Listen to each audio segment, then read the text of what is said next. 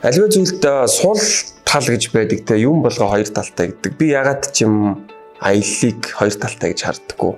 Энэ бол өөртөө хийж байгаа 100% хөрөнгө оруулалт.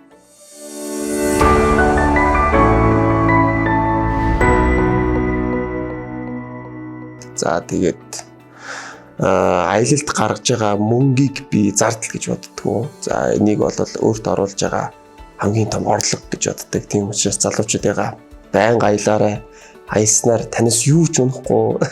Явсан нохоо ясцуу гэдэг үг нь би маш их итгэдэг. Тийм учраас миний бодлоор шүү. Гэхдээ хүн болго өөр өөрсдийн гэсэн бодолтой. Аялалд бол ямар ч сул тал байхгүй. Аялсан болгонд нь танд дурсамж өгүүлдэг. Тийм учраас та бүхэн байнга аялаарай. Тэгээд аялалд цаг байнга гаргаж байгаарай. Тэгээд аялалд гаргаж байгаа зардлыг битгий зардал гэж бодоорой гэж би хүмүүст хэлдэг те.